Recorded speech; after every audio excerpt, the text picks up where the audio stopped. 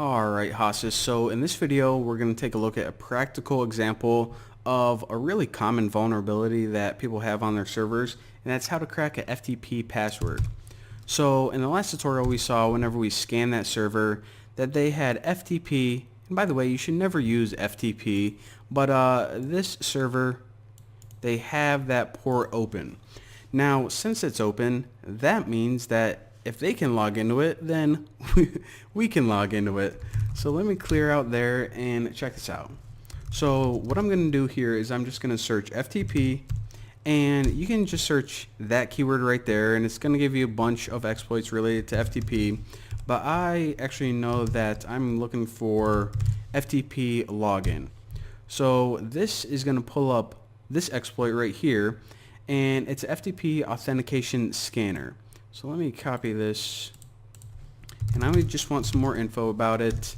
And alright, so what is this module? It lets you, this is what I'm reading by the way, this module will test FTP logins on a Ranger machine, but we're only going to be testing one, not a big deal. And we're basically going to be giving it a bunch of different passwords, and we're just going to run through them all, and whenever one works, then it's going to say, dun, dun, dun, there you go, those are the credentials. So let me clear out of there, and alright, that exploit looks pretty cool, so I'm just going to write use FTP login. And alright, so what info do you need to work? So show options, hit enter, and holy sweet moly, what's going on here?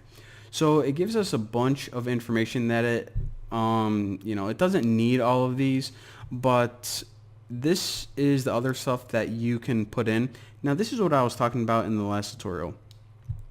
You see how it says that a lot of these parameters, they aren't required, but they're optional. So for example, if you were testing one of these things, then you could add it. If not, then you don't need to. I'll show you guys the information that you actually do need.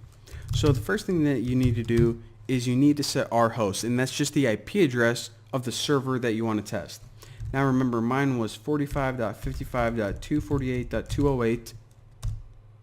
Alright, now another thing that you want to do is you just want to set the threads. So this is pretty much up to you, how fast or how many multiple processes do you want running at a time. I'm just going to bump it up to 30. I don't even know what the default was. I think it was like 25 or something. But yeah, it just runs a little bit faster the more you have. And another thing that you can do is you can actually set the username to root. Now what you can do is if you don't know the username or you think that they have a different username, then you can add, you can actually scan through a list of files. Let me show you guys something.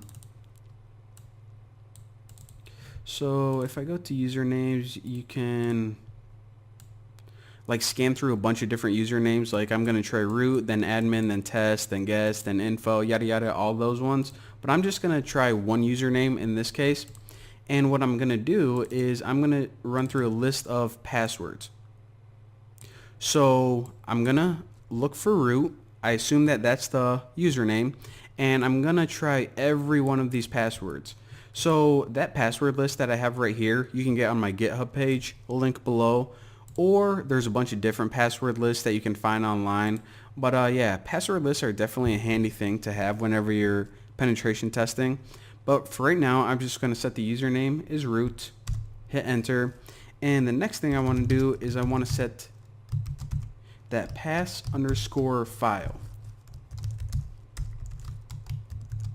File boom roasted. Alright, so hopefully I can remember the path of that. Desktop, security, list, passwords, top 1000.txt.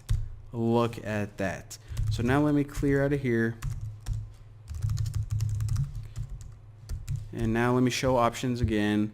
And alright. So by the way, this usually doesn't look as jumbled as it does right now. I just had to, like I said, bump up the text a lot so it displays, so you guys can actually read it on YouTube, but it's usually a little bit neater if you guys couldn't tell.